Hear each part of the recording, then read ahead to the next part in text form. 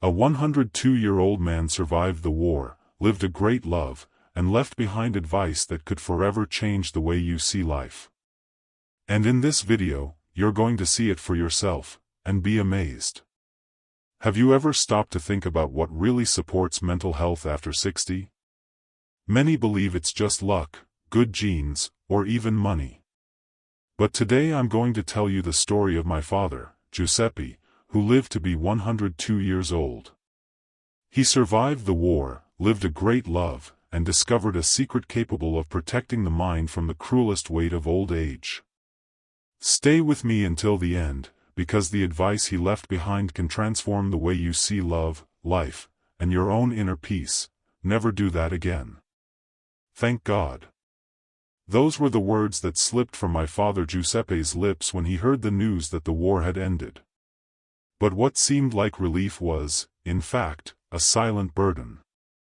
To the eyes of the world, victory was a milestone. For him, it was just the beginning of another battle, learning to live with memories no one would want to carry. Still, his life didn't begin or end with the war. This channel is brand new and was created exactly for this purpose, to share the lessons of Giuseppe, a 102-year-old man who lived through intense emotions and discovered that a light mind is the greatest treasure. Here, every story is a reminder that self-esteem and love are the keys to living with hope and fulfillment. Share it, subscribe now, and come walk with us on this new journey. Long before the rifles, my father was just an Italian boy crossing the Atlantic on an overcrowded ship. It was 8 days at sea, sleeping on deck among immigrants who, like him, carried more hope than luggage. When he arrived in the United States as a child, the shock was immediate: the strange language, harsh poverty, the daily struggle just to exist. It was in this setting that he learned his first and greatest lesson.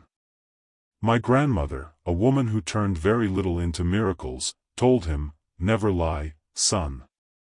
Lies corrode the mind. The truth may hurt, but it sets you free. Lies multiply, grow, and before you know it, they're bigger than you are." That phrase became his compass. At 13 years old, Giuseppe was already helping out at home however he could. He collected discarded ice blocks from the neighboring dairy just to keep their icebox running. And as he carried those cold blocks, he also carried the certainty that he needed to remain honest. He always believed that integrity wasn't just a matter of character, but of mental health. Because, according to my father, every time someone chooses to lie, a small part of the mind becomes trapped, retelling the false story, trying to sustain what isn't real. Over time, that destroys you. When he was drafted into the army, he took that compass with him. The war showed him the worst of humanity. He used to say, "Don't call animals those who did what I saw. Even animals have limits." What I witnessed went beyond any natural instinct for cruelty. Despite everything, he survived. And when he returned, he brought back not only scars, but also a deep understanding. The body can endure great pain, but the mind cannot bear the weight of lies, hatred, or resentment. And that's exactly when I understood. My father didn't just survive the war, he survived the invisible burden that many still carry today.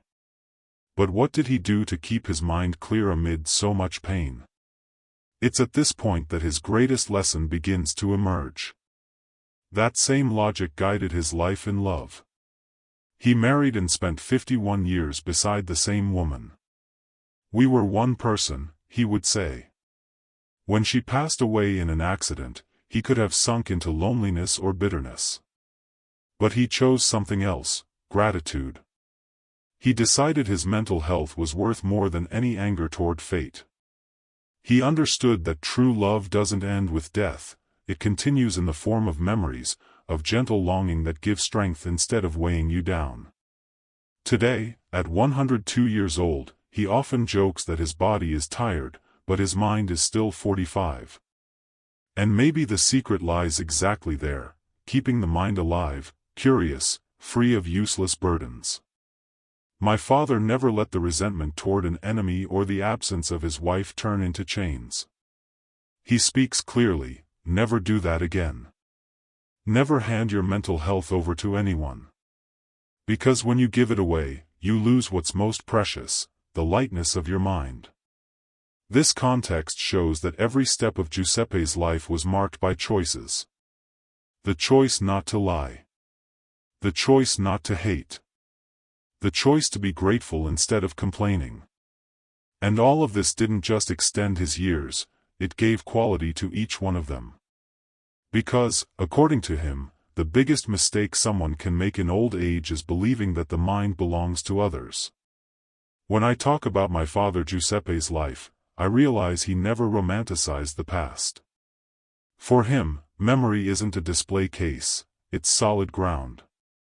A place where every right step and every stumble leaves marks, marks that can become sources of strength or pain. When someone reaches 60, 70, 80 years old, they accumulate memories like someone carrying a heavy suitcase. What many forget is that this suitcase can be reorganized. Some choose to fill it with resentment, hurt, broken promises. My father, on the other hand, always learned to remove what no longer served him, so his mind wouldn't collapse under the weight. He always repeated one hard truth: the worst prison isn't war, it isn't the battlefield. The worst prison is when you hand your mental peace over to another human being. And he explained that this happens subtly, almost invisibly. A child who speaks cruel words, a relative who ignores your needs, a love that turns care into blackmail. At first, it seems like just a passing irritation. But little by little, those words and actions become invisible chains, tying down the mind and draining your vital energy. Giuseppe noticed that many older people live through this dilemma in silence. They surrender their mental health hoping to preserve relationships, to avoid upsetting anyone, to not lose their family. But the price is high: sleepless nights, heavy thoughts, a sadness with no name. He called this a betrayal of the soul, because it's not just the body that suffers, but the very essence of who you are. Never do that again, he would say firmly. And this warning didn't come only from pain, it also came from love. Over 51 years of marriage, my father understood that loving someone doesn't mean erasing yourself. It means being whole for the other person without losing yourself. He told me many times that, even during conflicts, he always worked to keep his mind clear. He avoided dragging out unnecessary arguments, avoided feeding grudges. When you hold on to resentment, he'd say, you're the one drinking the poison, hoping the other person gets sick. And it's right here that his lesson gains even more power. If even love can become a prison when misunderstood, then what, after all, is the path to living freely and peacefully after 60? This philosophy, which may seem simple to many, was what kept his mind young while his body aged. He doesn't deny he suffered. He lost friends in the war, lost his wife suddenly, lost his physical vitality. But he never allowed pain to outweigh his ability to choose how to respond. It's here that he shows the difference between living a long life and living a good life. Living a long life might just be physical endurance. But living well requires awareness, it requires tending to the garden of your mind every single day. And here's the setup for his final revelation: if life is made of choices, the most important one is deciding to whom you give your mental peace. Many give it to the past, others to people who don't know how to love, and some even to the fear of growing old. But my father, with the strength of more than a century behind him, shows that true freedom begins when you say, I'll never do that again. I'll never place my mind in the hands of someone who doesn't know how to care for it. This preparation isn't just a warning, it's an invitation to reflect.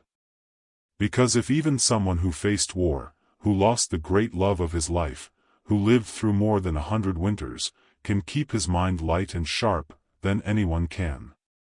The question he leaves hanging in the air is simple: how many invisible chains are still holding you back? And how much longer will you let them define your life? At 102 years old, sitting in his favorite armchair, my father, Giuseppe, speaks with a clarity that amazes. His body doesn't keep up like it used to, but his mind still shines like a living flame. We talk for a long time, nearly every day, and each conversation is a life lesson. In these talks, he always comes back to the heart of his message: never do that again. Never hand your mental health over to anyone. He explains to me that mental health is like a fortress. No matter how high the walls or how strong the gates, if you yourself hand over the keys, anyone can walk in and cause destruction. And according to him, that surrender happens in small concessions, accepting insults as truths, blaming yourself for other people's choices, carrying resentments that aren't yours. Every time you allow that, you give up a piece of your fortress. Until one day, you realize there's no room left to breathe. My father remembers his comrades who came back from the war but never truly left it. Men who, though free, remained prisoners of memories, resentments, and anger. Some lost themselves in alcohol, others in deep silence. For him, this was the clearest proof that the body may survive, but the mind, when wounded, may never find its way out. That's why he insists, never do that again. Never let resentment, hatred, or ambition steal the lightness of your mind. And that's why his words echo like a warning. If even war and loss couldn't destroy his peace, what could possibly justify handing your own mind over to the chains of bitterness? He carries this lesson into love as well. Many older people, in their later years, believe they must accept any crumb of affection just to avoid being alone. But for Giuseppe, that's another way of surrendering your own mental health. To love, he says, is to walk side by side, not to drag yourself along, chained. It's to offer care without giving up your dignity. I loved your mother deeply, he told me. But I never let love turn into a prison. Love that imprisons isn't love, it's fear. Reflecting on his life, he insists there's no secret formula for living so long. What exists is a daily commitment to choices that strengthen the mind, being honest, giving thanks, always learning, letting time carry away what no longer serves you. For him, age isn't a burden, it's proof that the mind can remain light, curious, and free, even when the body begins to bend. And it's at this point that his revelation grows even stronger. He doesn't speak only as someone who survived war, or as a widower who lost the love of his life. He speaks as a witness to more than a century of humanity. He saw generations born and fall, saw technology transform the world, saw society redefine what love, family, and respect mean. But one thing hasn't changed: the cost of handing over your mental peace. Life changes every hour, and that's beautiful. But if you leave your mind in the wrong hands, you lose the chance to see that beauty. The climax of his words doesn't come as a shout, but as a firm, almost fatherly warning. He repeats slowly, "Never do that again." For my father, this phrase sums up everything he's learned. Never hand your mind over to those who hurt it. Never hold on to resentment as if it were an inheritance. Never let someone else's ambition steal your peace. Because living a long life doesn't mean living a heavy one, it means living with lightness, all the way to your last breath. And when he finishes telling his stories, Giuseppe smiles with that serenity only those who've lived more than a century carry. There's no rush in his words, no desire to convince by force. What he transmits is the calm of someone who's already proven everything he needed to prove, and who can now teach without fear of being misunderstood. His life, marked by war, deep love, and the solitude of loss, didn't make him hard, it made him clear-eyed. He says simply, the best life is the one where you stop thinking only about yourself. Think of others. Do what's right, even when no one is watching. Because in the end, it doesn't matter how long you lived, but how you lived. That phrase echoes like a testament. And the central advice remains firm: never do that again. Never hand your mental health over to others. For my father, that's the moral of the entire journey. Because the mind, unlike the body, doesn't age the same way. The body loses strength, bones grow fragile, but the mind can stay young, active, creative, and above all, free. This reflection cuts deep. Because everyone, sooner or later, faces the same choice, to hold on to hurts or let them go, to live trapped by others' expectations or faithful to your own mind. My father reminds us that love is essential, but you should never love at the cost of your mental health. Love that hurts isn't love. True love sets you free, it never imprisons you, he says with conviction. As he closes, he leaves not just advice, but a challenge, for each person who's heard his words to ask themselves, how many times did I hand my mind over to others? How many times did I let opinions, resentments, or manipulations define my worth? The answer may be painful, but it's at this point that transformation begins. Giuseppe looks straight ahead and concludes, never do that again. Not as a command, but as a compassionate warning. It's a phrase that carries within it the strength of a century, but also the tenderness of someone who wishes you well. He knows life is too short to waste on resentments, and too long to live without lightness. And it's with this spirit that he leaves us his final reflection: living is inevitable, but living well is a choice. May each of us choose to protect our minds, nurture true love, and turn each day into an opportunity for peace. Because in the end, what will remain isn't the number of years, but the quality of what we've built within our own souls. This channel is brand new and was created exactly for this purpose, to share the lessons of Giuseppe, a 102-year-old man who lived through intense emotions and discovered that a light mind is the greatest treasure. Here, every story is a reminder that self-esteem and love are the keys to living with hope and fulfillment. Subscribe now and come walk with us on this new journey.